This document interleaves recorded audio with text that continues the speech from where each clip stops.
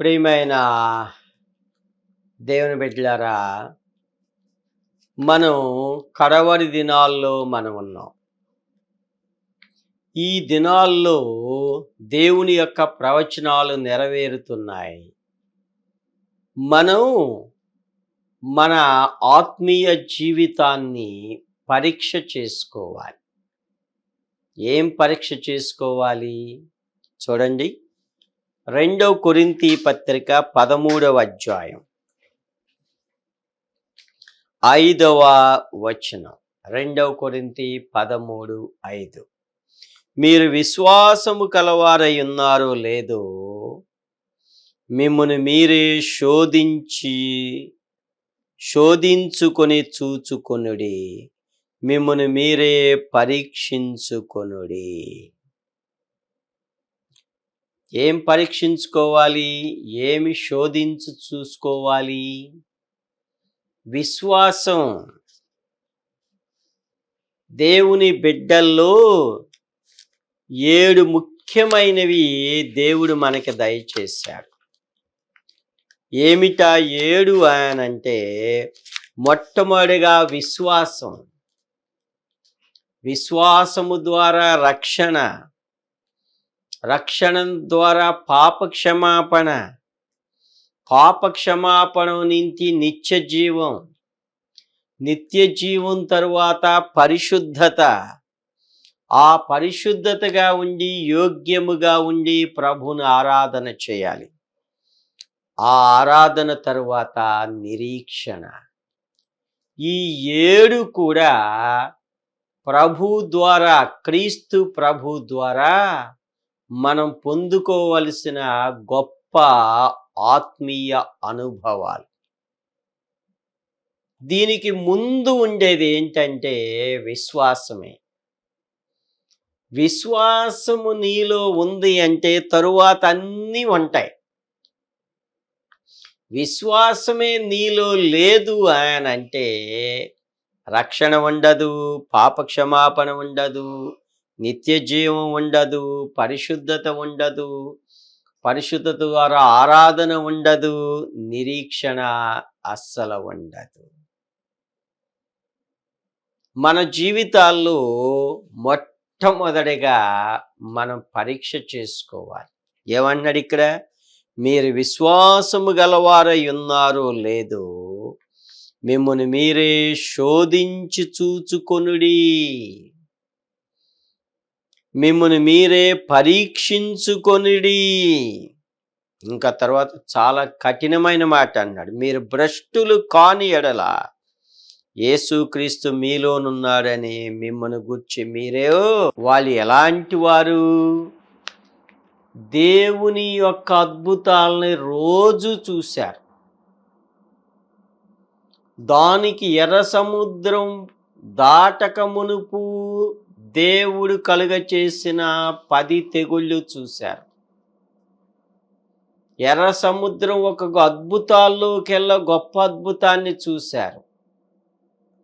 ఆ తరువాత సీనాయి కొండ దగ్గర నుంచి వారి యొక్క కాలు వాయలేదు, బట్టలు పాతగిలలేదు, వారి చెప్పులు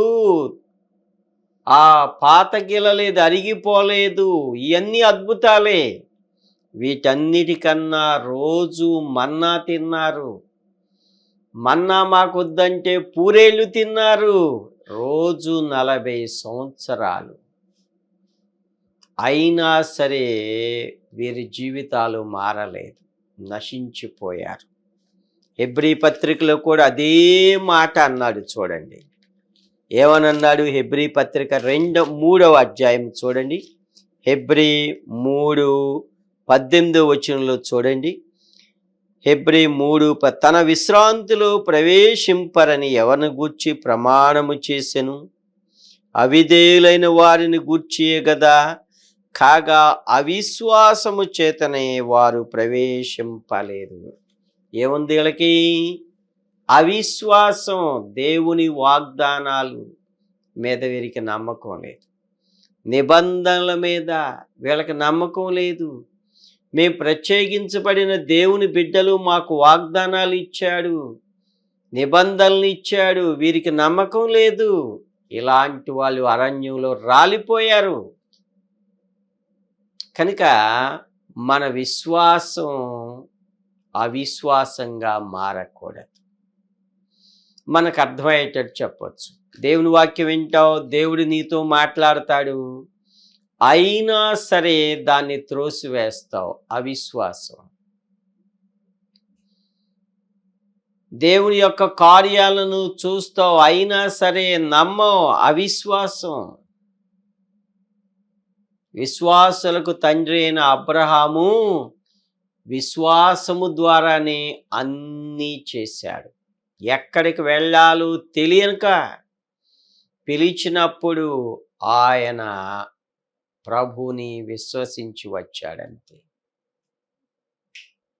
కనుక మన జీవితాల్లో విశ్వాసమే ఉండాలి, అవిశ్వాసం అంతకన్నా ఉండకూడదు. ఇంకా మాకు విశ్వాసం ఉందయ్యా అని అంటావు. ఏ విశ్వాసం ఉండాలి? ఆవగింజంత విశ్వాసం కాదు. ఆవగింజంత విశ్వాసం ప్రారంభంలో ఉండాలి. మరి తర్వాత ఎప్పుడు ఆవగింజంత విశ్వాసమేనా? కానే కాదు. దేవుని యొక్క వాక్యం మీద, నిబంధనల మీద, ప్రమాణాల మీద దేవుని యొక్క వాక్యం నీ జీవితాల్లో ఎన్నో కార్యాలు చేసింది. గొప్ప వాక్యం. ఆ వాక్యం మీద, ఆయన శక్తి మీద నీకు విశ్వాసం ఉండాలి. బైబిల్ అంతా విశ్వాసం ద్వారా దేవుడు చేసిన కార్యాలు.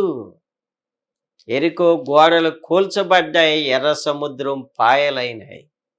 విశ్వాసం, విశ్వాసం. కనుక మనలో మన ఆవగింజంత విశ్వాసం ఉండకూడదు. మన జీవితాల్లో అది ప్రారంభంలోనే మన విశ్వాసములో మనం ఎదిగేవారిగా ఉండాలి. అబ్రహాము జీవితములో కూడా ఎలాంటి విశ్వాసం చూడండి. రోమా పత్రిక 4వ అధ్యాయములో అబ్రహాము యొక్క అనుభవం ఏంటో చెబుతూ ఉన్నాడు. చూడండి, రోమా పత్రిక 4వ అధ్యాయం 19వ వచనం చూడండి. మరియు అతడి విశ్వాసమందు బలహీనుడు కాక. మనకు అప్పుడప్పుడు ఎలా ఉంటుంది? విశ్వాసం బలహీనం అయిపోతుంది. ఒక శోధన వచ్చిందంటే, కొంచెం అనారోగ్యం వచ్చిందంటే, అనుకున్నది జరగలేదంటంలోనే విశ్వాసం మీదకి వెళ్ళిపోద్ది. ముందు దేవుడి మీదకి వెళ్ళిపోద్ది. బలహీనలు అయిపోతాం. ముందు బాగుంటాం, తర్వాత ఏముంది, గుడి మానేస్తారు, ఆరాధన మానేస్తారు, పరిచర్యలు మానేస్తారు. ఇది బలహీనమైన విశ్వాసం. మన జీవితాల్లో అలాంటి బలహీనమైన విశ్వాసాలు ఉండకూడదు. అబ్రహాము గారు విశ్వాసమందు బలహీనుడవలా. అసలు విశ్వాసం అనగానే ఏంటి? విశ్వాసము నిరీక్షింపబడి వాటి యొక్క నిజస్వరూపం. విశ్వాసము లేకుండా దేవునికి ఇష్టడై ఉండుట అసాధ్యం. కనుక మన జీవితాల్లో ఎంత విశ్వాసం ఉన్నది? ఇదిగో, విశ్వాసంలో మనం బలహీనులము కాకూడదు. ఎప్పుడు కూడా విశ్వాసం ఆవగింజంత కానే కాదు. అబ్రహాము 100 ఏండ్ల వయసులో కూడా విశ్వాసాన్ని కలిగి ఉన్నారు.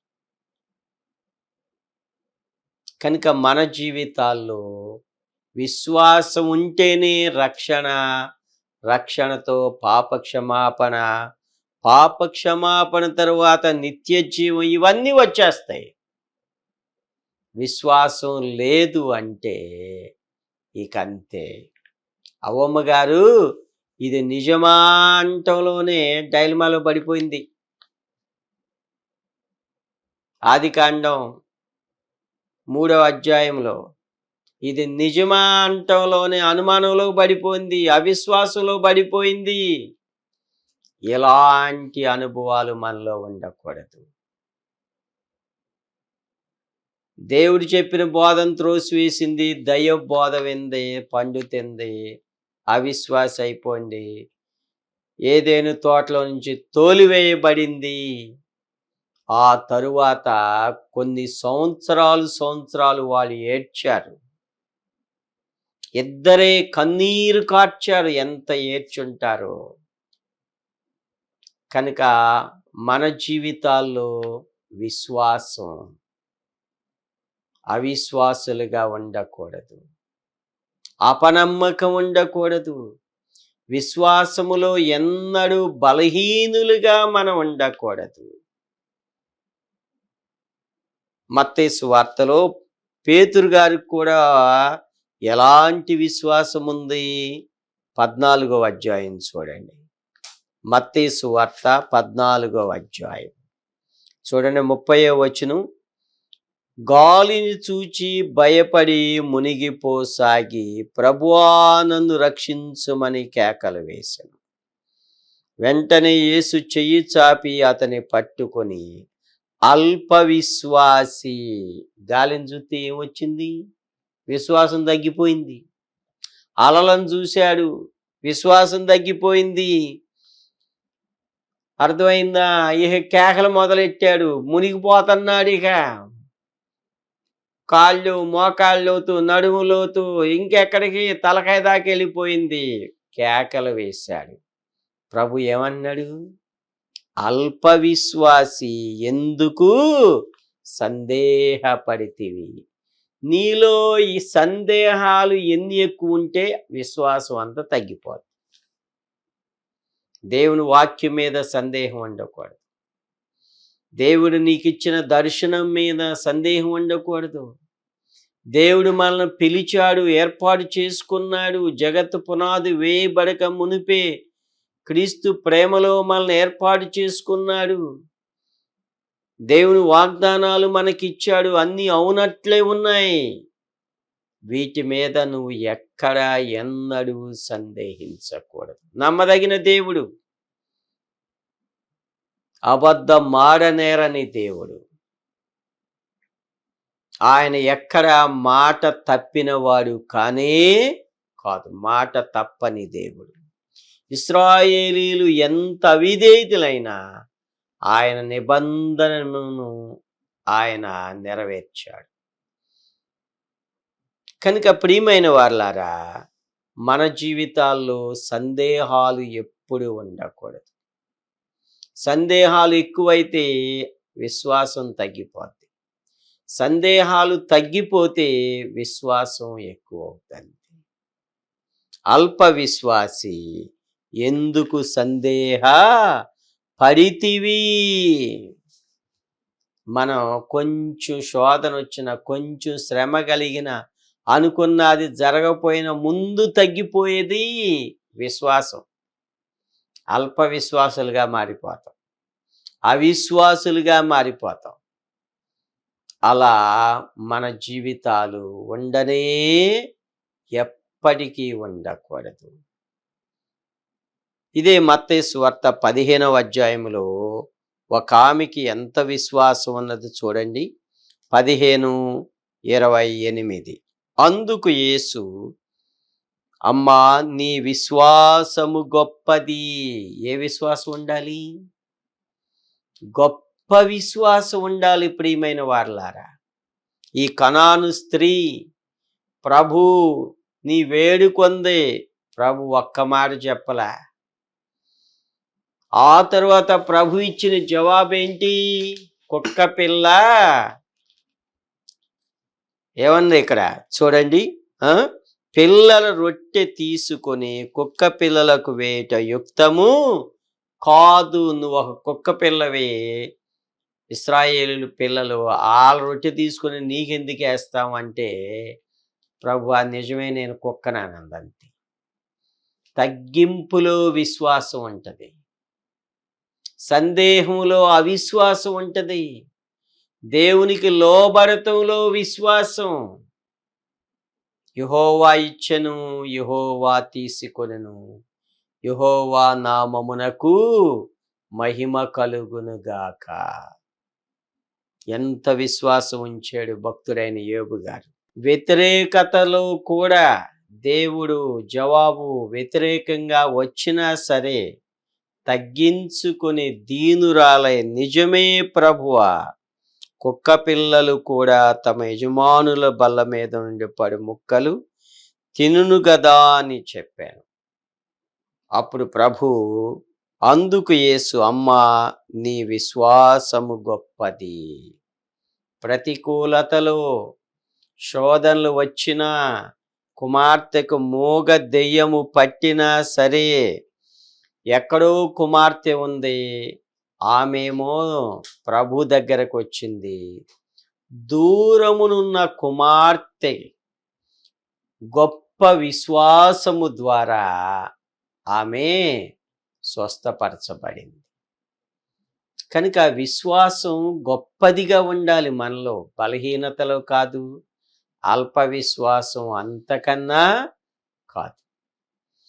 మన జీవితాల్లో మనం ఎదుర్కొనే ప్రతి సమస్య, బాధ, ఇరుకులు, ఇబ్బందులకి విశ్వాసము ద్వారానే జయించాలి.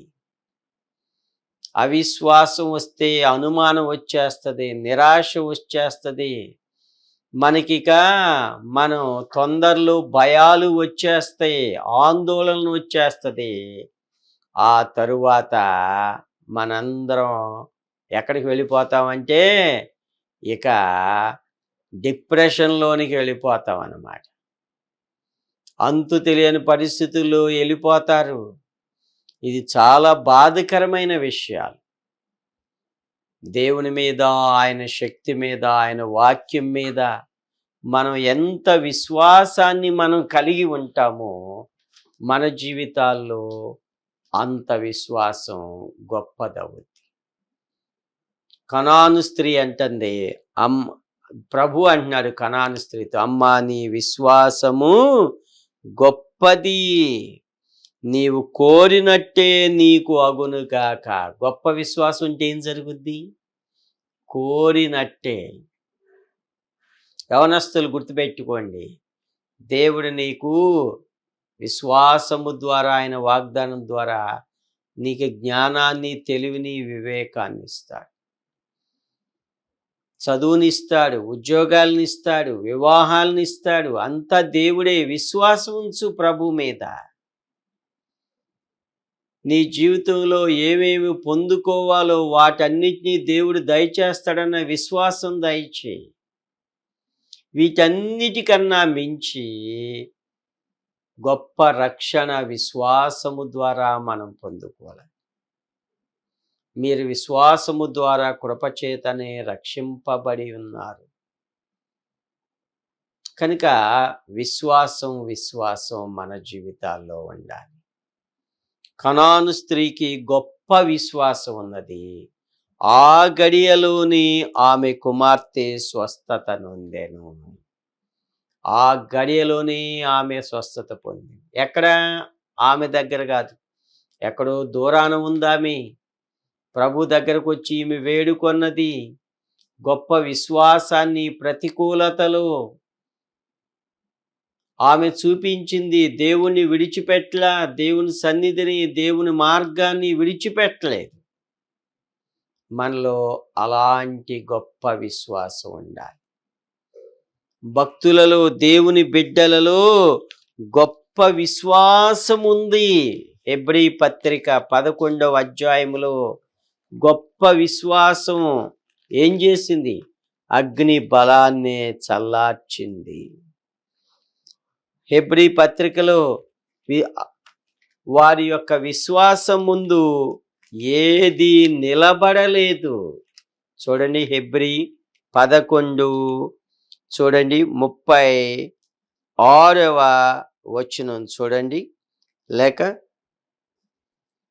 11:33. హెబ్రీ 11:30. వారి విశ్వాసము ద్వారా రాజ్యములను జయించిరి, నీతి కార్యములను జరిగించిరి, వాగ్దానములను పొందిరి, సింహముల నోళ్ళు మూసిరి, అగ్ని బలమును చల్లార్చిరి, ఖడ్గదారను తప్పించుకొనిరి.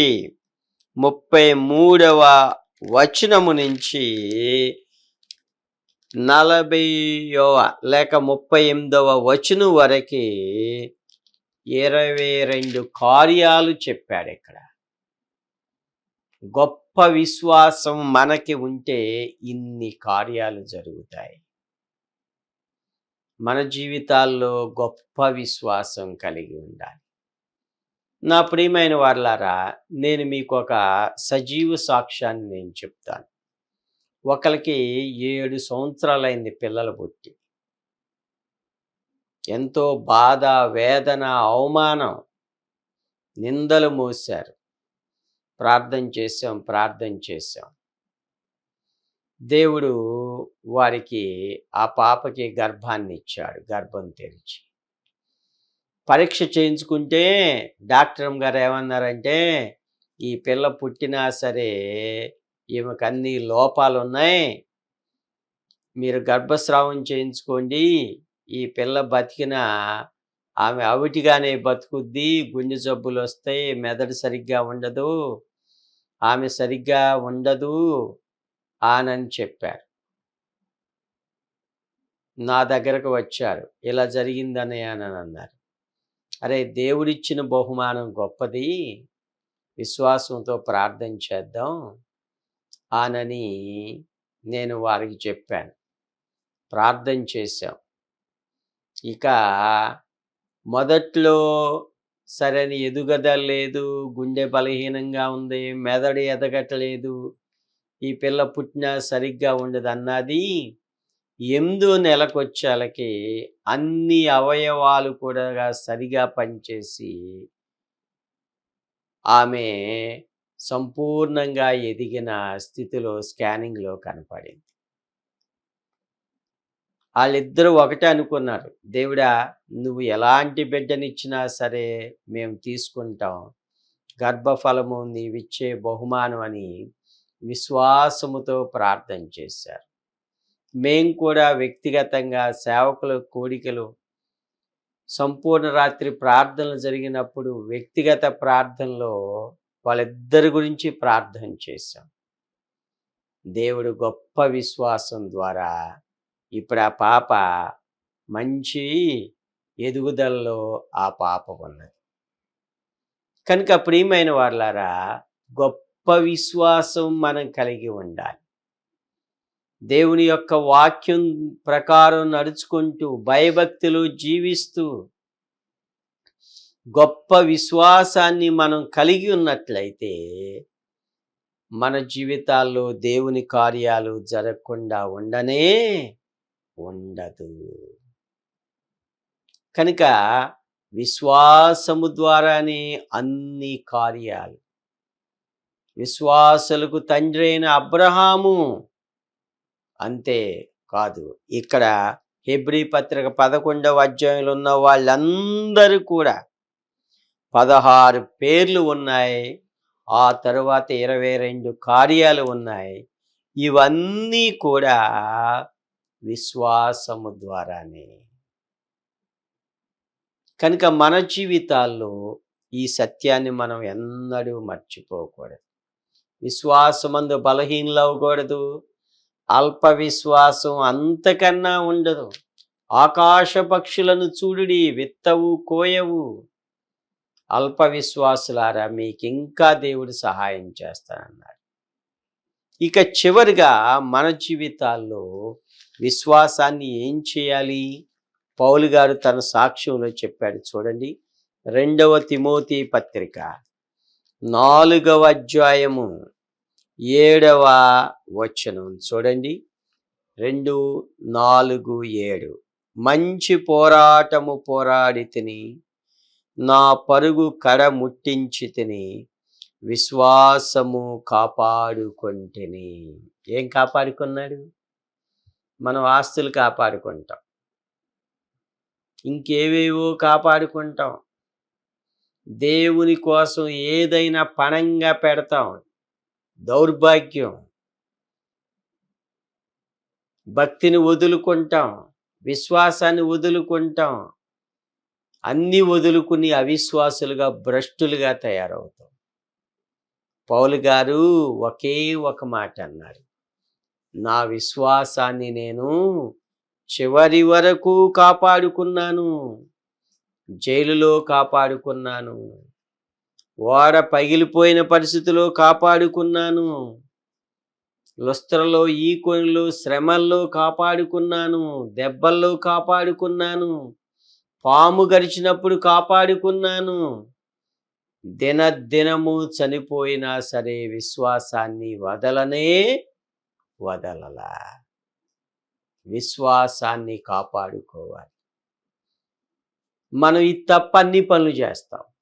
అది కాదు ప్రియమైన వారలారా. నువ్వు దేవుని బిడ్డవైతే మొట్టమొదటిగా విశ్వాసాన్ని కాపాడుకో. ఆ విశ్వాసాన్ని నీవు అభివృద్ధి చేసుకో. విశ్వాసములో ఎదుగు. అల్ప విశ్వాసం వద్దు. విశ్వాసములో బలహీనులుగా మనం ఉండకూడదు. గొప్ప విశ్వాసాన్ని మనం కలిగి ఉండాలి. అవిశ్వాసులుగా ఉండి, అవిధేయులుగా ఉండి మనం దేవుని ఆశీర్వాదాలకి దూరమైన వారిగా మనం ఎన్నడూ ఉండకూడదు. మన జీవితాల్లో గొప్ప విశ్వాసం కలిగి ఆ విశ్వాసాన్ని మనం కాపాడుకొని తరువాత రక్షణ, పాపక్షమాపణ, నిత్య జీవభాగ్యం, పరిశుద్ధత, ఆరాధన, నిరీక్షణలో మనం ముందుకు సాగుదాం. అలాంటి ధన్యత ప్రభువు మనకి దయచేయునుగాక. ప్రార్థన చేసుకుందాం. పరిశుద్ధుడా, దయగల తండ్రి, మీ యందు విశ్వాసముంచువాడు కలవరపడడు, సిగ్గుపడడు ప్రభువా. అలాంటి మా ప్రభువా తండ్రి, గొప్ప విశ్వాసులుగా మమ్ములను చేయండి. విశ్వాసాన్ని కాపాడుకునేటట్లుగా కృప చూపమని మా ప్రభువైన యేసుక్రీస్తు నామములో ప్రార్థించి వేడుచున్నాము తండ్రి. ఆమేన్. దేవుడు మిమ్ములను దీవించుగాక.